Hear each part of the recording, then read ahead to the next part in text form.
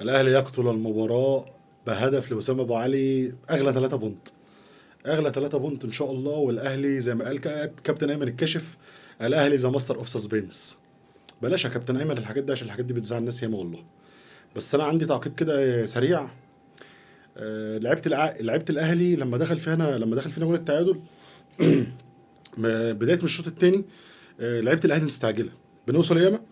بس لعيبه الاهلي مستعجله كل شويه ايه كره بنوصل وبنضيع، بنوصل وبنضيع، بنوصل وبنضيع.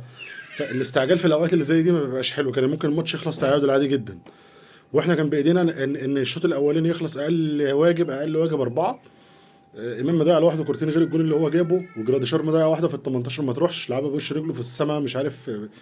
ما تتلعبش كده خالص يعني. لو ولد في الناشئين هيجيبها جون عادي.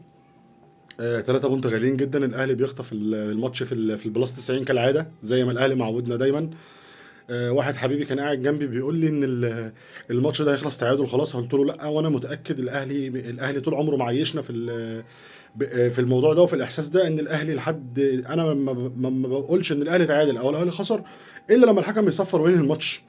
وانا كنت متاكد ان الاهلي هيجيب جون. كان فيه هجوم ضاري جدا طبعا، مع شويه استعجال زي ما قلت لكم. شويه استعجال دول اللي ممكن يضيعوا الدنيا. فهو فاضل الماتش اللي جاي مش هينفع ما فيهاش ان احنا نخسر الماتش او نتعادل او اي حاجه. الماتش اللي جاي هيبقى اصعب من الماتش ده، لان فاركو مش زي البنك الاهلي. فرقه كبيره قوي معاهم مدرب محترم كابتن طارق مصطفى. عمل ماتش علينا وعلى بيراميدز، ماتش محترم، ماتش تكتيكي من الطراز الاول. فرقه بتعرف تقف، فرقه بتعرف تدافع، فرقه بتعرف تهاجم. الهجمه المرتده بتاعتها خطيره جدا، خطيره جدا. عندهم لعيبه جامده جدا في التحولات الهجوميه زي ياو النور، زي اسامه فيصل. اللعيبه دي بتعمل تحولات مرعبه.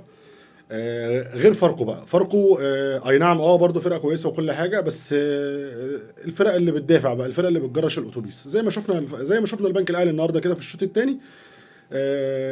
اللعيبه كلها كانت تحت الكوره، اللعيبه كلها واقفه بتدافع. محتاجين نركز الماتش اللي جاي، محتاجين ما نبقاش مستعجلين.